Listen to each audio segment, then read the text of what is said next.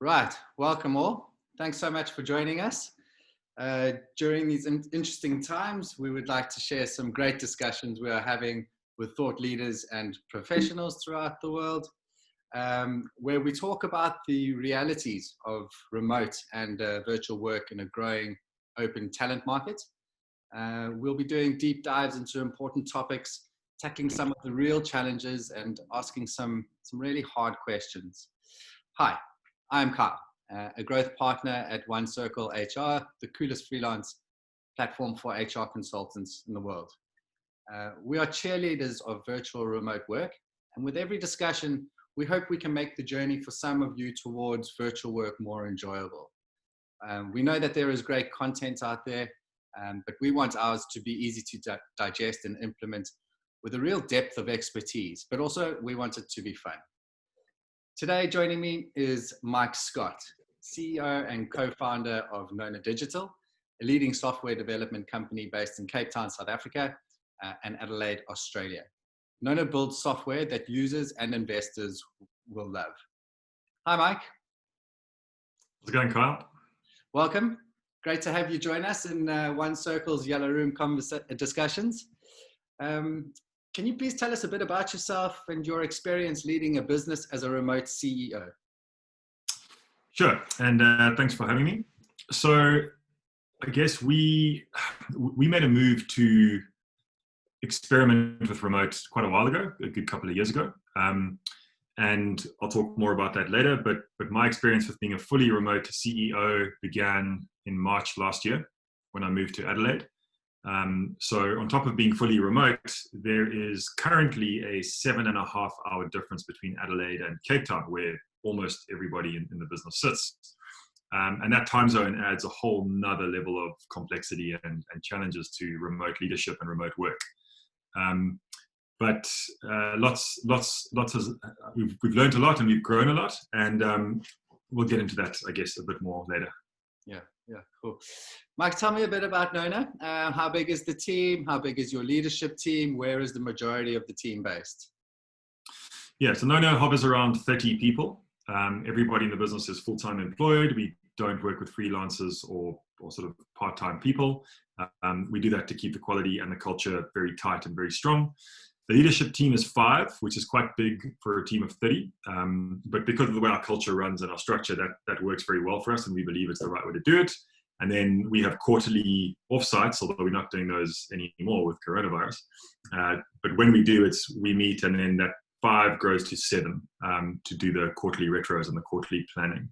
And I think what's really unique about Nona is we've built an incredibly interesting and unique culture in an industry that is very difficult to attract talent and even harder to retain talent, because even a little business like ours is effectively competing with like the Googles and the Amazons of the world, which is kind of unfair, right? So in order to attract and retain talent, you've got to do pretty exceptional things, which is what we pride ourselves on, is really having built and run a pretty unique high performance and very high touch culture.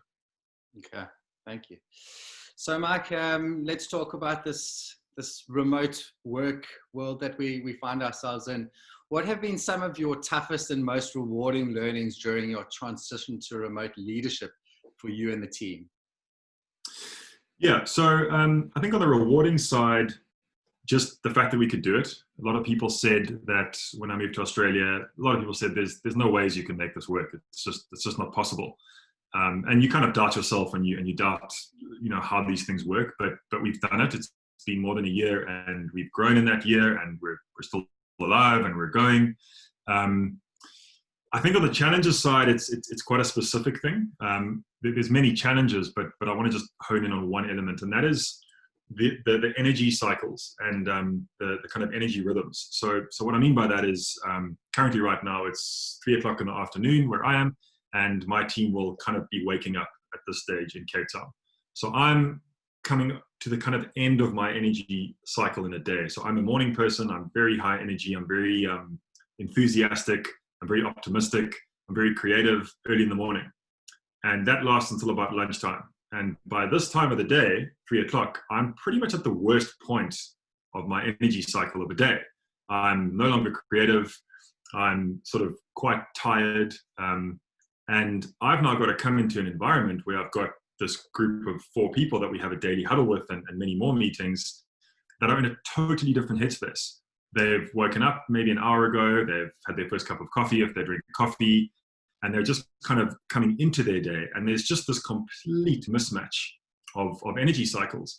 And I'll generally start off with a daily huddle with the guys, and then I've generally got between 2 and 6 hours of meetings that are starting at like my 4 p.m. Now, it's not that it's a long day that bothers me, because I totally could start my day at 10 a.m. or even 12 p.m. It's not that. It's the energy cycles and the energy rhythms that are completely and utterly mismatched. And I drastically underestimated the effect of that. I didn't even consider that. In fact, I didn't even acknowledge that it was a thing until about 4 months ago. But it really is a thing. And it requires enormous amounts of energy, because in my case, I'm the leader in the business, which means it's not just about showing up. I've actually got to guide the team through agendas. I've got to often pull the energy of the team through things. I've often got to facilitate tough discussions, of which I'm usually a part of. And the energy requirements for that are big at the best of times when you're in a room together. But you couple that with completely differing energy cycles of the day, which is a very real thing, whether you acknowledge it or not, it is a real thing. Yeah. It's very challenging, and certainly haven't solved that. But now that I'm aware of it, it's something that I'm working on quite deliberately. As a side note, like I'll give you a practical thing that we do. So I'm very much a morning person, and Ed, who's my co-founder and the person that I'm sort of most in contact with, is very much a night owl. So we actually tested something on the weekend where it was, I think, 1 a.m. for him in the morning, which was my 8:30 in the morning. So he was like literally middle of the night. And we had the best conversation I think we've had in months, because he was like, let's just call this what it is. I'm a night owl. You're a morning person. Let's stop trying to bash this in together. So we had this great conversation at like 1 a.m. for him and 8:30 or whatever it was for me in the morning. So this is a very real challenge that I think is underestimated, but it obviously only pertains to companies that have got offices in significantly different time zones. Interesting. What sort of tactics have you, or what books have you read to help you in this, as a remote CEO, to lead a team that is in a completely different time zone where the energy levels are totally different? Yeah. So I think the first comment I'll make is, in the lead up to us experimenting with remote a good couple of years ago, I read a lot on remote work. And what I observed, and maybe I just didn't find the resources, maybe they're there, but I read Automatic's book, My Year Without Pants. I read everything I could about Atlassian, about Basecamp. I kind of read all the books, right? And my observation was that all of these books talk about remote work, right? Like getting things done, getting the work done, having productive teams, shipping software. That wasn't what I was interested in. I wanted to learn about remote leadership. And maybe it exists, and I'd love if somebody's watching this to DM me with the details, but I couldn't find anything on remote leadership. It was all about work, how to get the work done. That's not difficult. Getting work done remotely is probably easier. What's difficult is remote leadership, is remote connectivity, is humaning better remotely. That's really difficult. And that's what we've been focusing on. Our productivity went up, as most people's will. That's the easy part. What happens when people start feeling disconnected and disengaged and lonely? And in the lockdown environment, that's just magnified times a million, because not only are they disconnected from their co-workers, but in Cape Town's case, some of our staff had moved into apartments by themselves. One of the senior devs who I was talking to, he told me he hadn't had human contact for 87 days, besides going to the grocery store. I mean, that is devastating to a human, anyone. Yeah. And this is a very self-aware guy. He wasn't moaning. He was just like, this is going to take its toll on anyone. So in terms of reading books, I haven't read anything on remote leadership. I've read a lot on remote work, and nothing has been that amazing. I mean, we have tools, we have technology. The work is the easy part, in my opinion. So I kind of have been trying to write the book on remote leadership for myself. To your question specifically around the energy cycles and what have you, this is an ongoing thing. I haven't solved it. But here are some things that I do that are helping when I have the discipline to do them. So it's a 4-pillared approach. It's pretty simple stuff, but it's very difficult. So it's simple but difficult. Number 1, I'm a huge proponent of guided meditation. So I try to meditate as often as I can, and sometimes it's multiple times a day. So I'll try and do a quick guided meditation, and a quick round of breath work. So the second pillar is the Wim Hof breathing method. I'll try and do that before my meetings begin at this time of day. It shifts my mindset from, I don't even know how to describe it, just not ideal into a more focused, calm, together state. The other two are a bit more extreme, which might not might not appeal to everybody, but I love cycling. So I bought a pretty intense indoor cycling rig where I can do really high intensity training in my living room using Zwift. And what I do is I read a book called The Power of When, and it spoke about different people being different profiles. And according to your profile, you should exercise and sleep and eat at different times of the day. And my profile said I should exercise in the afternoon because my energy slumps so much that if I can exercise in the afternoon, it's going to push me back up. So what I'm doing, and it seems to be working well when I'm doing it, but I've only just started, is I'll go and do a 30-minute to a 60-minute really high-intensity cardio session on my indoor trainer at about this time, at about 3 p.m. before my meetings start. And then after that, I go and have a 5-minute cold shower. Now, just to give you context, Adelaide was probably 1 degree this morning, and there's no hot water at all in the shower. It's just literally cold, and it's so cold it's painful. But according to Wim Hof, what it does is it moves your body from an acidity state to an alkaline state. It resets your central nervous system. And that seems to work for me quite well. That combination of meditation, breath work, high intensity cardio, and then this like shocking cold shower doesn't quite reset me to my morning state, but it certainly makes it a lot better. But I mean, here's the thing, Kyle, how many people can do this every single day? It's just not realistic, right? It's just not realistic. You can't do this every day because that's like at least an hour in the middle of your day. It's not possible to do that all the time. But I think the point I'm making is don't underestimate the energy and emotional impact on time zone differences. And then similarly, this point of like, we need to develop tools and processes and structures and routines that when, not if, but when we're down on our own in our houses, we can employ these processes and these tools to bring ourselves back up. Because it happens all the time, right? It happens sometimes multiple times a day.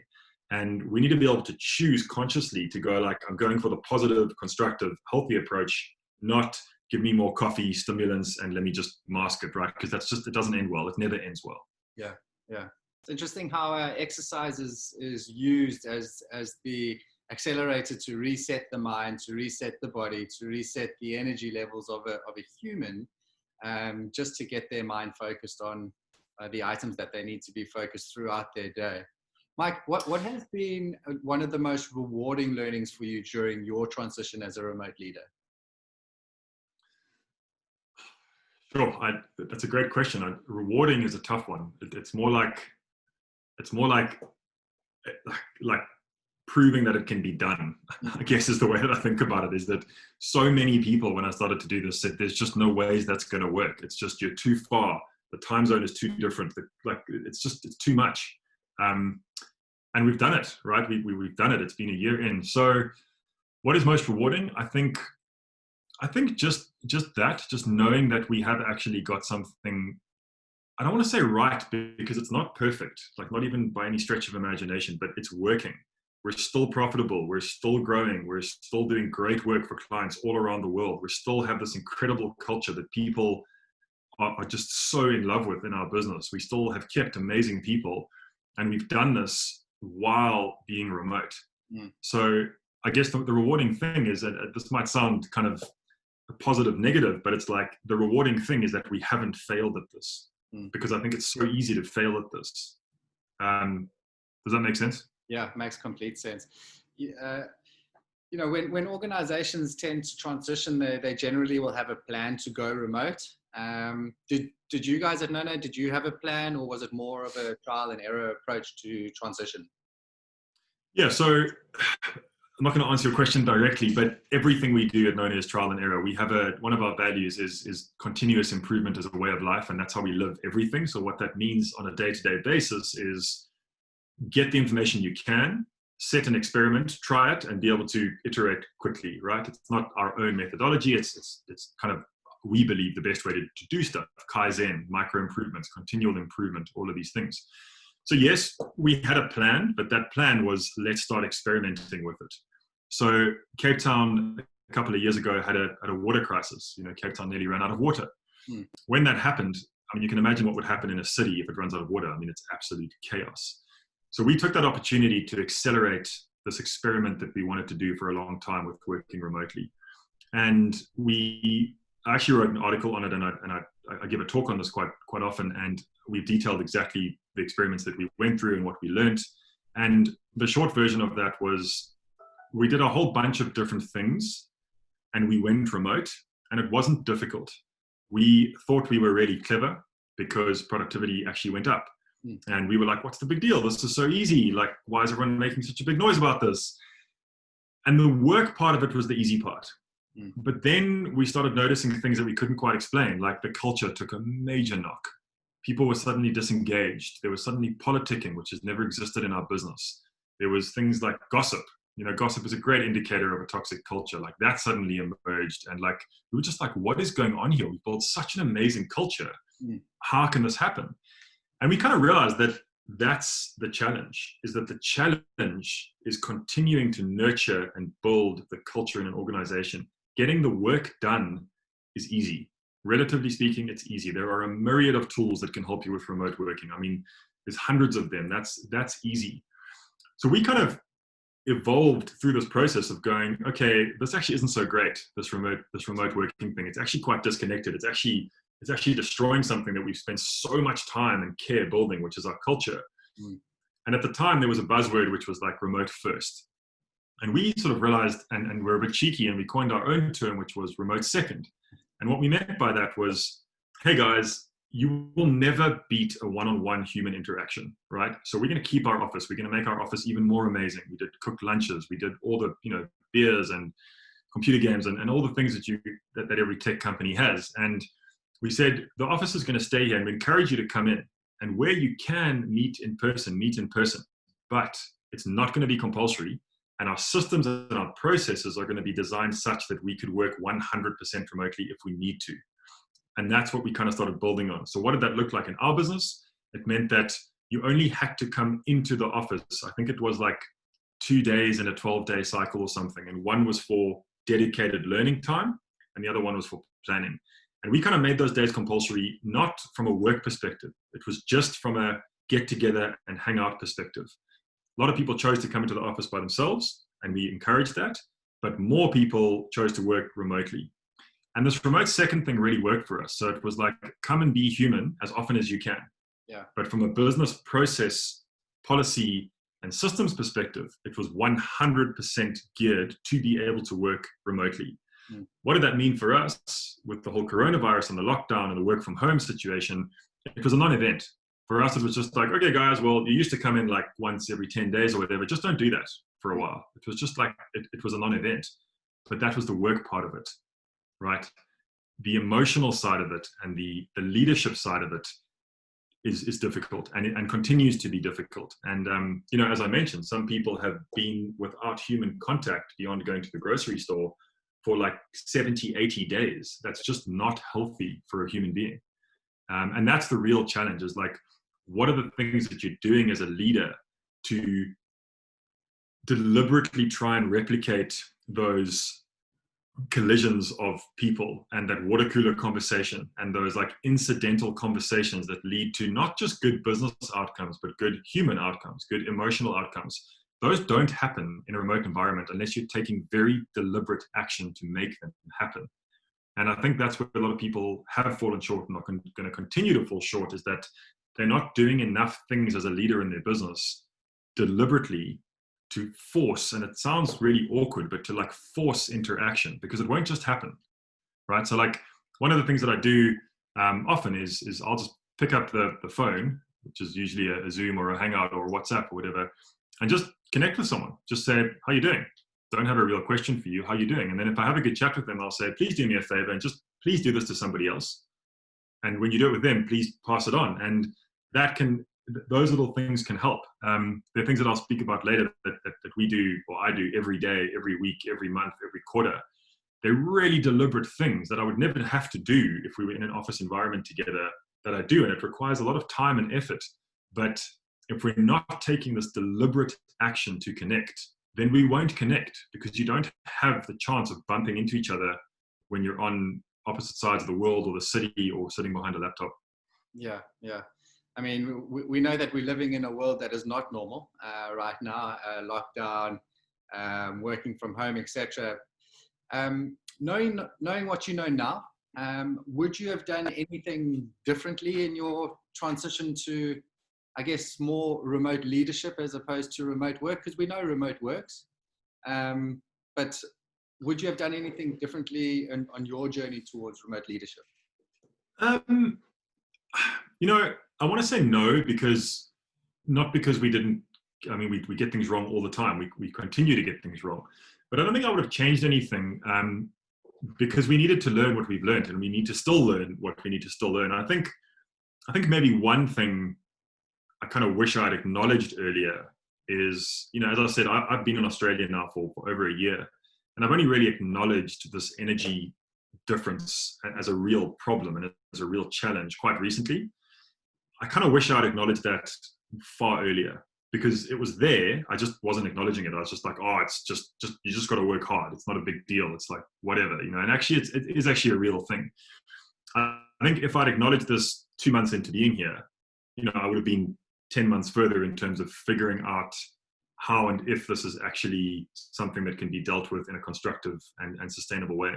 But that's quite a personal thing.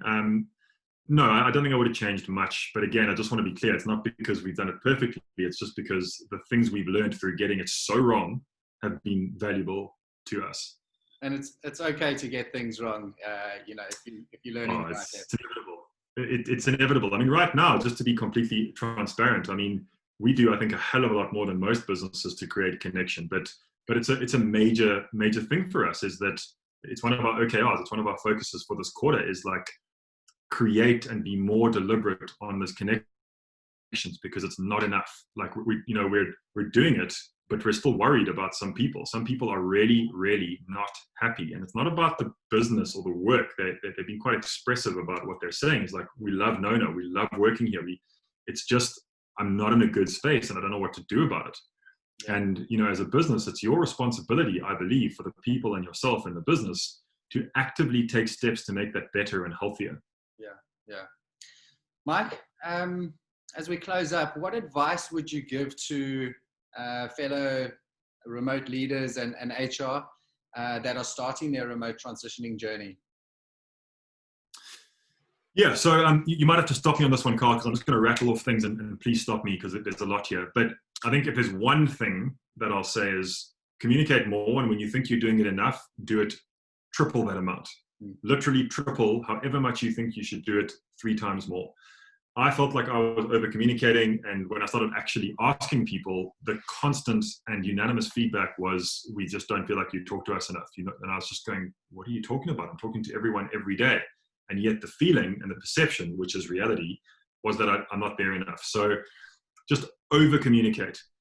Depending on the size of your team, this is what that looks like for me. So we do retros, like, retrospectives with every staff, but I don't do that. What I do is every quarter, I will check in what I just call one-on-ones. It's not a very creative name, but I'll just do a one-on-one with every person in the business. Now, this one-on-one has got nothing to do with performance. It's got nothing to do with KPIs or goal setting or any of these things. It's simply and purely designed to check in with them. And I try not to talk in that call.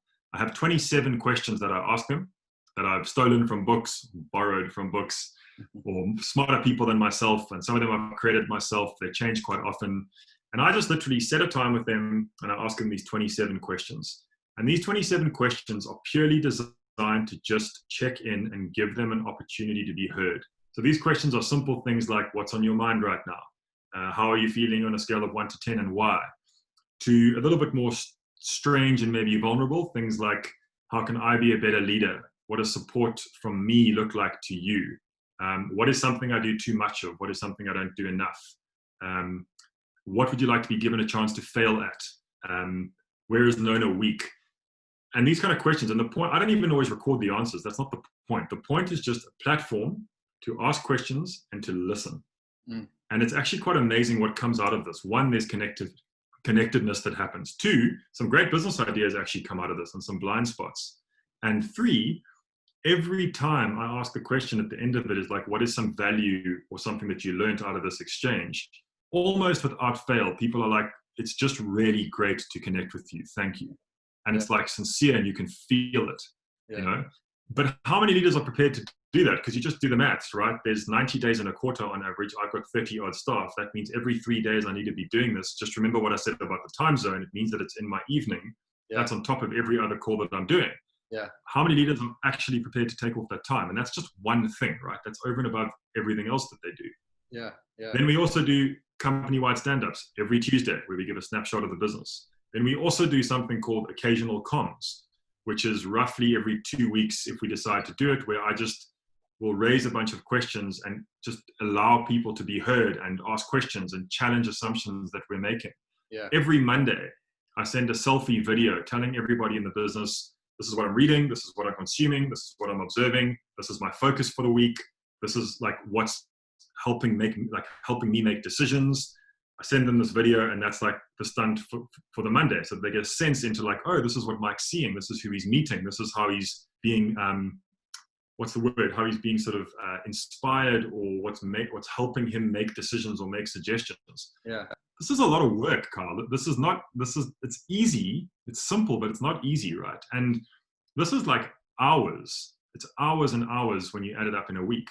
And still, we haven't even solved the connectedness problem. This is over and above individual calls that I'm having. This is over and above daily huddle with my leadership team. It's over and above a 90-minute weekly call. It's over and above any specific conversations I'm having with individuals. So you add this up and it's an enormous amount of time that is required. And that's before I've even lifted a finger for my job, right?